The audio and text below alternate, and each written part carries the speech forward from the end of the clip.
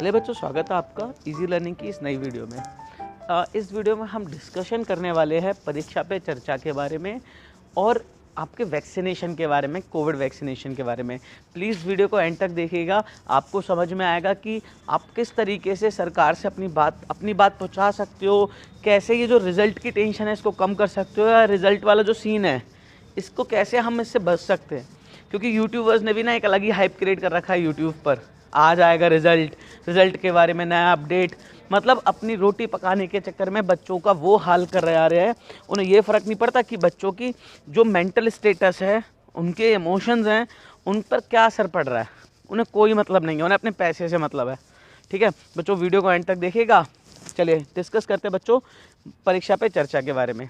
हाँ बच्चों, आप में से बहुत सारे बच्चों को लेकर ये कंप्लेंट, मतलब बहुत बच्चे पूछते हैं सर रिज़ल्ट की बहुत टेंशन है, सर टर्म 1 अच्छा नहीं हुआ, सर टर्म 2 में कैसे क्या करें, सर टर्म 2 नहीं हुआ तो हमारा क्या होगा, है ना। बच्चों, आप सारी की सारी चीज़ें हम लोगों से पूछते हो, मुझसे पूछते हो, बाकी दूसरे यूट्यूबर से पूछते हो। हम कौन हैं? हम ऑफिशियल लोग हैं क्या? नहीं। हम वो बात बोलेंगे जो हमें पता चलेगी। ठीक है, हम वो बात बोलेंगे जो आधी सच आधी झूठ होगी। तो हम किससे पूछें? हमें पूछना है सरकार से, हमें पूछना है सीबीएसई से, हमें पूछना है उस ऑथराइज पर्सन से जो कि इन सब के लिए रिस्पॉन्सिबल है। तो हम क्या कर सकते हैं इसके लिए? हमें जो हमारे प्रधानमंत्री मोदी जी हैं, इनका बहुत अच्छा इनिशिएटिव है मन की बात, परीक्षा पे चर्चा, हम इसका यूज़ करते हैं ना। आप एक काम करिए, आप किसी भी स्कूल को बिलोंग करने वाले हो, आप पेरेंट हो, टीचर हो, स्टूडेंट हो, कोई भी हो, आप एक काम करो, आप गूगल पर आओ। ठीक है, इसी बात पर डिस्कस करते हैं कि हम कैसे पता करें। आ जाइए गूगल पर सर्च करिए PPC 2022, परीक्षा पे चर्चा 2022। सबसे ऊपर एक लिंक आएगी इनोवेट इंडिया mygov.in, इसी पे क्लिक कर दीजिए। जैसे ही आप इनोवेट इंडिया mygov.in पर क्लिक करेंगे, आपके सामने एक ऐसा इंटरफेस खुलकर आएगा परीक्षा पे चर्चा का। ठीक है, आप इस परीक्षा के चर्चा पर आकर करेंगे क्या? पार्टिसिपेट नाउ पे क्लिक करिए। अब ये पूछेगा कि आप कौन है। आप स्टूडेंट है, सेल्फ पार्टिसिपेशन करना चाहते हैं, स्टूडेंट है टीचर लॉगिन के थ्रू करना चाहते हैं, टीचर हैं तब पार्टिसिपेट करना चाहते हैं, पेरेंट है तो पार्टिसिपेट करना चाहते हैं। चलिए हम शुरू करते हैं स्टूडेंट से। हमने कहा हम स्टूडेंट की तरह पार्टिसिपेट करेंगे कि हम भी तो देखें कि हम अपनी सरकार तक बात कैसे पहुँचाएँ, या परीक्षा पे चर्चा जो एक हमें प्लेटफॉर्म मिला है अपनी बात रखने का, उसको हम कैसे, उसका यूज़ कैसे करें, यूटिलाइज़ कैसे करें। देखो बच्चों, जब तक आप अपनी बात खुद से नहीं बोलोगे ना, तब तक कोई बात नहीं बनेगी। ठीक है, यहाँ पर आ जाइए, स्टूडेंट डिटेल्स में, ईमेल आईडी में, मोबाइल नंबर में, gender, date of birth, class, parent name, ये सब कुछ फिल कर दीजिए। स्कूल डिटेल्स फिल करिए। एक्टिविटी डिटेल्स में आइए। एक्टिविटी डिटेल्स में आपको कुछ एक्टिविटी डिटेल्स मिलेंगी, जैसे clean India, digital class board, environmental conservation. हमें इन सबसे कोई लेना देना नहीं है, पूरी ज़िंदगी ये वाली बात कर लेंगे। अभी हमें बात करनी है exam stress management strategies during कोविड-19। हमें इसके बारे में बात करनी है। ठीक है, कि एग्ज़ाम स्ट्रेस कैसे मैनेजमेंट किया जाए। अब यहाँ पर हमें अपने 1500 कैरेक्टर्स में अपनी बात लिखनी है। अब अपने गुस्सा उतार दो, यहाँ पर अपने क्वेश्चंस उतार दो कि एग्ज़ाम को लेकर सर इतनी ज़्यादा प्रॉब्लम चल रही है, सीबीएसई ने एक डेट अनाउंस नहीं करी। टर्म 1 के पेपर के बारे में कि बोनस मार्क्स दिए जाएंगे, नॉर्मलाइजेशन होगा तो कैसे होगा, जो क्वेश्चंस के आंसर गलत थे उसके रिगार्डिंग कोई ऑफिशियल सर्कुलर बच्चों तक क्यों नहीं पहुंचा। क्योंकि बच्चों को टर्म 1 के रिजल्ट की प्रॉब्लम है ना।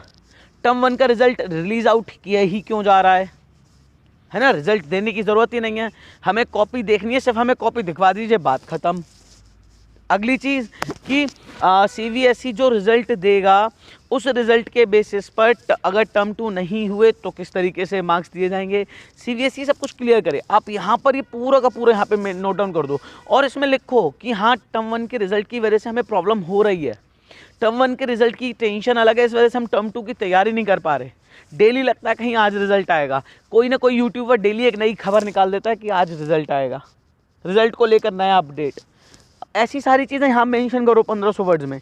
उसके बाद नीचे आओ, नीचे देखो बच्चों एक बहुत अच्छी चीज़ आई है, क्वेश्चन टू पीएम। इस बार परीक्षा पे चर्चा में एक ये कॉलम भी खुला है कि आपको 500 कैरेक्टर्स में एक क्वेश्चन देना है मोदी जी को।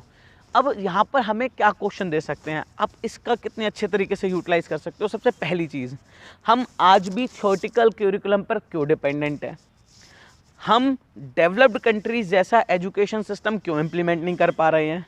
जहाँ पर प्रैक्टिकल और एप्लीकेशन बेस्ड क्यूरिकुलम को लगाया जाए। आज भी सब्जेक्ट्स रिलेटेड इतना ज़्यादा रेस्ट्रिक्शन क्यों है? NEP को बेसिक लेवल से यानी 6th क्लास से शुरू क्यों नहीं किया जा रहा? क्योंकि 6th क्लास में बच्चों को, अगर सपोज करो कोई एक बच्चा है जिसको बचपन से मोबाइल और कंप्यूटर्स का शौक रहा है, वो 6th क्लास से कोडिंग सीखेगा, भाई क्या गजब का कोडर बनेगा आगे जाकर, क्या गजब का सॉफ्टवेयर इंजीनियर बनेगा आगे जाकर। समझ रहे हो ना? हमारे यहाँ एथिकल हैकिंग क्यों नहीं सिखाई जाती छोटे लेवल पर? हमारे यहाँ 8th क्लास में ये फ़ोन्स के, लैपटॉप्स के सर्किट्स वगैरह क्यों नहीं सिखाए जाते हैं? तो हमें टेक्निकल नॉलेज क्यों नहीं मिल रही है? ये सब्जेक्ट्स हम इतने ज़्यादा बने क्यों हैं कि हमें साइकोलॉजी लेनी, हिस्ट्री, ज्योग्राफी, फिजिक्स, केमिस्ट्री, इन्हीं सब्जेक्ट्स को क्यों लेना?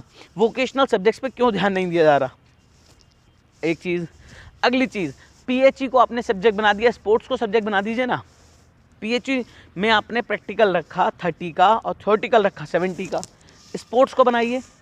तो ये तरीके के क्वेश्चन आप यहाँ पर रख सकते हो। इसके अलावा और क्या क्वेश्चन रख सकते हो? आप क्वेश्चन रख सकते हो कि कोविड में अगर सपोज करिए ये जो एग्ज़ाम्स का या रिज़ल्ट का जो प्रेशर है बच्चे के ऊपर, इसकी वजह से अगर रिज़ल्ट ख़राब हो गया तो आगे आने वाली जो जितने भी एग्ज़ाम्स हैं वहाँ पर फिर तो वो बच्चा हमेशा पीछे रह जाएगा। तो मेरिट बेस्ड एडमिशन का क्यों होना चाहिए हमारे देश में? मेरिट का सीन ही नहीं होना चाहिए। सीधी सी बात है, एंट्रेंस होगा, जो बच्चा कैपेबल होगा एंट्रेंस निकालने के लिए उसका एडमिशन होगा, चाहे वो बच्चा 40% मार्क्स लाया हो 10th 12th में।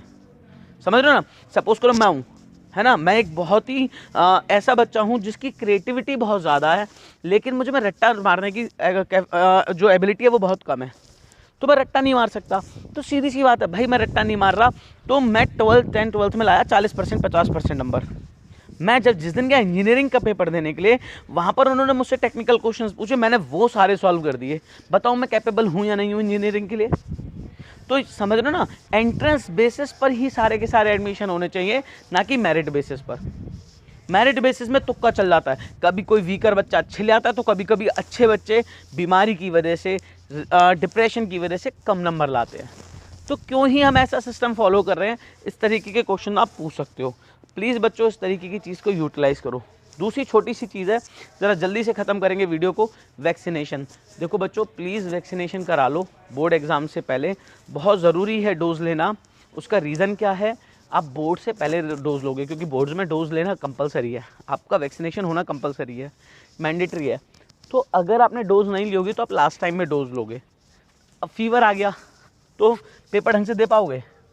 या तो डिप्रेस्ड होकर पेपर देने जाओगे या बुखार में पेपर देने जाओगे, दोनों में खुद का नुकसान होगा। तो अभी करा लो वैक्सीनेशन, अभी वैक्सीनेशन हो जाएगा, जल्दी छुट्टी हो जाएगी, आराम से। फीवर आना होगा एक दिन का, आके चला जाएगा, नहीं आना होगा कोई दिक्कत नहीं होगी, सब कुछ अभी शॉर्ट हो जाएगा, बाद में कोई प्रॉब्लम नहीं आएगी। ठीक है? तो अपनी हेल्थ भी बहुत ज़्यादा ज़रूरी है, इसीलिए बच्चों हेल्थ पे भी ध्यान दो। और प्लीज़ परीक्षा पे चर्चा पे ज़रूर लॉगिन करो। परीक्षा पे चर्चा आप ही के लिए बनी है, आपके लिए बेस्ट अपॉर्चुनिटी है। मिलते हैं बच्चों तब तक हम नेक्स्ट पार्ट में। और अगर आपको कुछ अच्छा समझ में आया तो सब्सक्राइब ज़रूर करते जाइएगा।